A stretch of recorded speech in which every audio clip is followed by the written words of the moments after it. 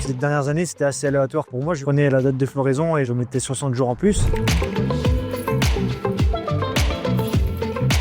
C'est vrai que depuis quelques années, la météo est assez changeante, donc il me fallait trouver une solution. C'est vrai que depuis 2 ou 3 ans, on a des fins de cycle assez rapides, qui fait qu'on a des maïs, je dirais, qui se retrouvent de 32 à 40% de terre sèche. Les agriculteurs sont un peu dépassés. L'origine du projet NutriPulsat, c'est avant tout le constat d'un enjeu très important autour de la date de récolte au l'ensilage,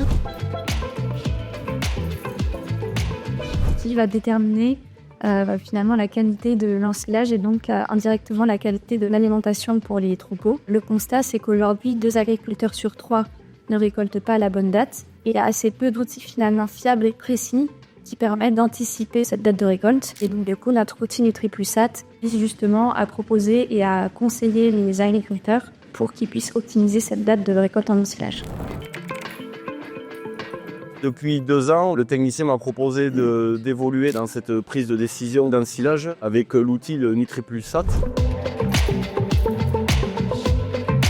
Nos parcelles sont enregistrées où j'implante mes maïs destinés à l'ensilage pour l'alimentation de mes vaches. Du coup, à partir d'un taux de matière sèche de 22-23%, je reçois tous les 10 jours une photo satellite de ma parcelle et estimant de par la biomasse la matière sèche de la parcelle. Et en même temps, je reçois aussi des graphiques qui m'estiment l'évolution de la matière sèche et ainsi pouvoir anticiper la date de récolte et la date de mes chantiers de ces parcelles-là. Moi, je reçois le rapport au niveau de la météo, donc il y a une prévision à 15 jours et ça permet de recaler une date si besoin en fonction de l'avancée météorologique. C'est un bon outil pour ça.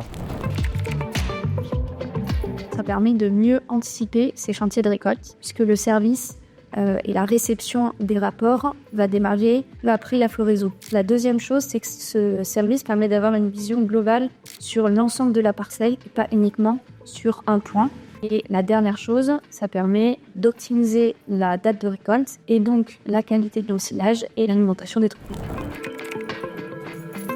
Je compte renouveler l'expérience parce que encore cette année, après la 2e année d'utilisation, on s'aperçoit de la justesse de l'outil puisqu'à 1,5 voire 1 point près à matière sèche, analyse verte au silo, on retrouve les mêmes résultats que les analyses reçues par mail durant la fin de cycle des ensilages. Donc je compte vraiment renouveler l'expérience avec NutriPulsat. J'ai fait ça sur 9 hectares 12 sur une seule parcelle et là je pense en faire sur la totalité du maïs que je compte semer, donc 23 hectares.